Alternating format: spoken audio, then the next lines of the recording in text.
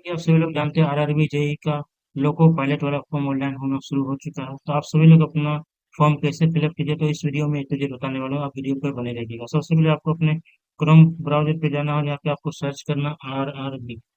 RRB को search करते ही जिसका जो पहला ऑफिशियल वेबसाइट खुलेगा, ऑफिशियल वेबसाइट, इसको आपको क्लिक कर देना है। इसको क्लिक करने के बाद आपको एक नया इंटरफेस ओपन होता है।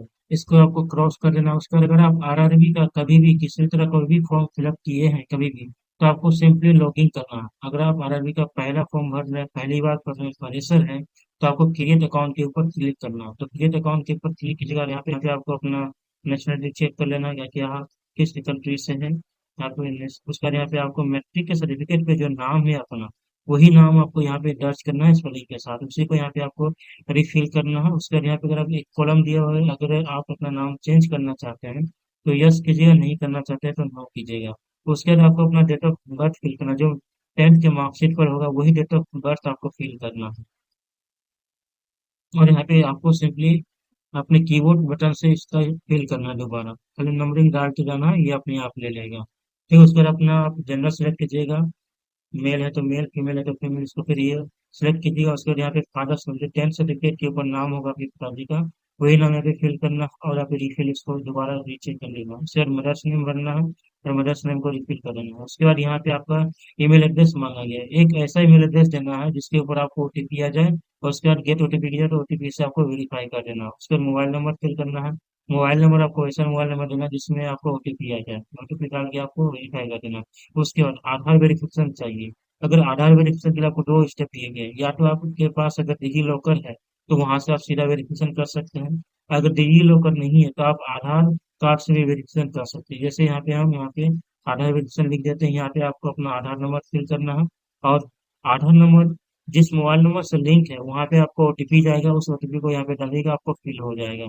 उसके बाद यहाँ पे इस कैप्चा को आपको फिल कर देना है। उसके बाद यहाँ पे आपको एक पासवर्ड क्रिएट करना है। पासवर्ड क्रिएट इसलिए करना है कि बार बार जब आप इसको लॉगिन कीजिएगा तो वहाँ पे आपको पासवर्ड मांगा जाएगा। ठीक है, तो यहाँ पे आप पासवर्ड क्लिक कीजिएगा कि एक पहला लेटर आपको कैपिटल चाहिए। जैसे मान लीजिए कि हम एक पासवर्ड आपको बना के ही दिखा देते हैं कि कैसा आपको पासवर्ड चाहिए। पहला कैपिटल हो गया। दूसरा 8 लेटर से ज्यादा होना चाहिए। एक एक स्पेशल कैरेक्टर ले लेंगे कोई भी, और उसके बाद एक नंबर डिजिट भी ले लेंगे। उसी को यहाँ पे रिकन्फर्म करेंगे। फर्स्ट कैपिटल, उसके बाद एक स्पेशल कैरेक्टर, उसके बाद 2-3 डिजिट नंबर देना। उसके बाद यहाँ पे आपका कैरेक्टर बन जाएगा। 8 लेटर से कम नहीं होना चाहिए। उसके बाद आपको यहाँ पे इस कैरेक्टर को फिल करना है। और फिर यहाँ पे एक बार आपको प्रीव्यू करके देख लेना है कि सब कुछ सही है कि नहीं। प्रीव्यू जैसे आप कर लीजिएगा उसके बाद आपको क्रिएट एन अकाउंट कीजिएगा, आपको आईडी क्रिएट हो जाएगा। आईडी क्रिएट होने के बाद आपको लॉगिन करना है। फिर से आपको ऑफिशियल वेबसाइट पे जाना है, और यहाँ पे आपको लॉगिन करने का ऑप्शन दिखेगा। उसके बाद यहाँ पे आपको लॉगिन करना है। लॉगिन करने में आपने जो पासवर्ड है उससे भी कर सकते हैं, या फिर सीधा लॉगिन विथ आधार भी कर सकते हैं।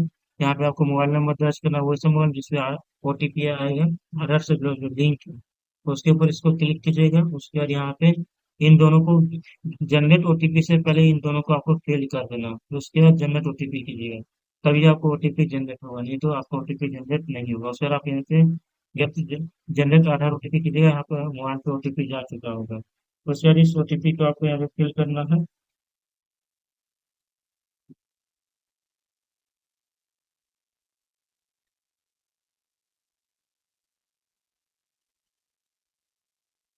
तो आपको लॉगिन कर देना।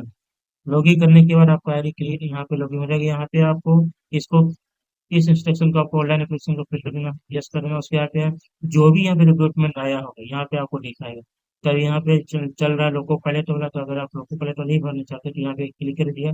आप किस जोन से भरना चाहते हैं, एक बार सबसे पहले आप इस पीडीएफ को इंस्ट्रक्शन देख लीजिएगा कि किस जोन में कितना सीटें हैं, तो उसके बाद ये आप जोन डिसाइड कीजिएगा।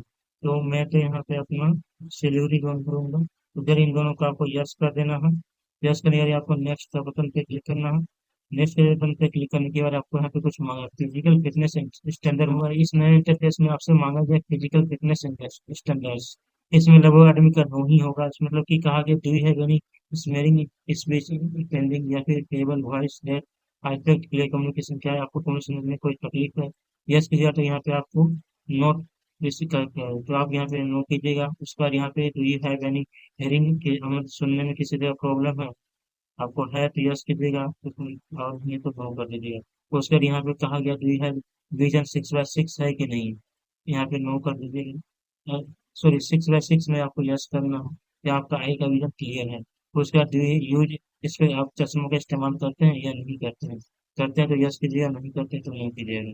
उसके बाद यहाँ पे do you have figure undergone anti किसी तरह का और किसी तरह प्रॉब्लम सब जरूरी नो कर दीजिएगा। उसके बाद यहाँ पे कहा do you have any colour blindness, yes है तो यस कीजिए, नहीं तो नहीं कीजिए। यस करते तो आप नोट एलिजिबल हो जाते हो, तो नहीं भर पाइएगा आप फॉर्म, अगर नहीं है तभी आप फिर कीजिएगा। उसके बाद यहाँ पे आपको कंटिन्यू के बटन पर क्लिक कर देना हो। कंटिन्यू के बटन पर जैसे क्लिक करिए उसके बाद तो नया इंटरफेस मिलेगा मेंटल फिटनेस का। मेंटल फिटनेस में कहा गया है suffer from any psychiatric neurologist, इनके हम किसी भी बीमारी से फेवर नहीं है। इसमें जो ये एक्सपीरियंस फ्रिक्वेंट ब्लॉकेट्स, इसमें किसी तरह का आपको बीमारी नहीं है। यस करते हैं तो आपको सीधा नो ही मान लिया जाएगा, तो लगभग आदमी इसमें नहीं करेंगे। तो उसके बाद ये वाले इसमें भी आपको नो कर देना हो। जैसे यहाँ पे नो कर दिया है तो are you capable of sustain tension and concentration for long operation hours, yes मतलब कि कह रहा है कि आप लंबे समय तक काम कर सकते हैं। नो कीजिए तो आपको यहाँ पे मेडिकली नॉट फिजिकली फिट माना जाए, तो यहाँ पे आपको यस कर देना हो। तो उसके यहाँ पे आपको कंटिन्यू कर देना। उसके बाद यहाँ पे कहा गया मेडिकल कंडीशन, यानी कि have you been diagnosed with diabetes, अगर डायबिटीज है यस कीजिएगा तो आपको यहाँ पे एलिजिबल नहीं माना जाएगी। यहाँ पे नो करिए, सब में लगभग नहीं होगा। उसके बाद have you been diagnosed with, ये भी हाइपर भी नहीं है। उसके बाद you have any cardiovascular disease, ये भी नहीं है। उसके कहा गया है are you currently making medicine, ये भी नहीं है। अगर आप यस करते तो आप एलिजिबल नहीं माने जाते, फिजिकली फिटनेस नहीं है। उसके बाद यहाँ पे हमारा लिया substance use declaration, do you consume narcotic drugs, drugs का इस्तेमाल करते नहीं करते हैं। यस कीजिए तो आप यहाँ पे नॉट एलिजिबल माने जाएंगे। Based on your response you are medically not eligible to apply local quality system. Drug तो हम लेते ही नहीं लेते हैं, कोई भी नहीं लेते हैं। उसके बाद यहाँ पे D use consume alcohol, alcohol भी कंज्यूम नहीं करते हैं। उसके बाद यहाँ पे नो कर दें कि आपको लास्ट स्टेप में माना जाए डिक्लेरेशन ऑफ ट्रूथनेस, यानी कि जो हमने यहाँ पे जितना चीज अभी चेक बॉक्स क्लिक किए सारे के सारे में सही फिल किया उसमें, वही यहाँ पे सबमिट करना है। उसका सबमिट करने के बाद आपको एप्लीकेशन फॉर्म ओपन हो जाएगा। एप्लीकेशन फॉर्म में आपको इनिशियल जो भी आपने रजिस्ट्रेशन किया होगा वहाँ पे आपका हर चीज पहले ही फिल किया होगा।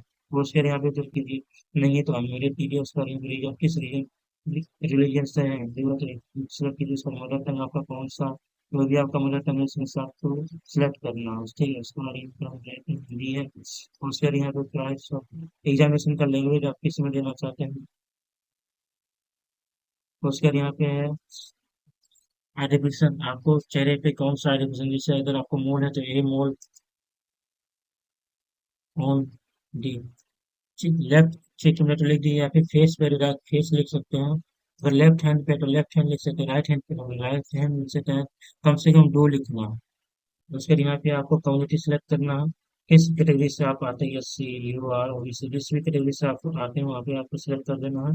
सिलेक्ट करने के बाद यहाँ पे आपको प्रेजेंट एड्रेस फिल करना है, प्रेजेंट एड्रेस मेरा फिल किया हुआ है, ठीक है। उसके बाद यहाँ पे आपको सेव एंड नेक्स्ट, पहले इसको सेव कर लेना है, सेव करने के बाद सेव एंड नेक्स्ट, नेक्स्ट करना।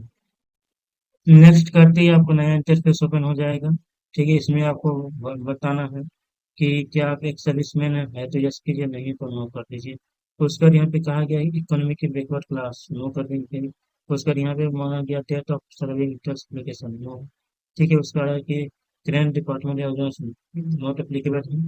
तो उसका यहाँ पे कहा गया कि are you course previous railway establishment, NS, no, इसमें भी नो है। उस पर आपको अपना आधार का बड़ा डिजिट फिल करना, ठीक है।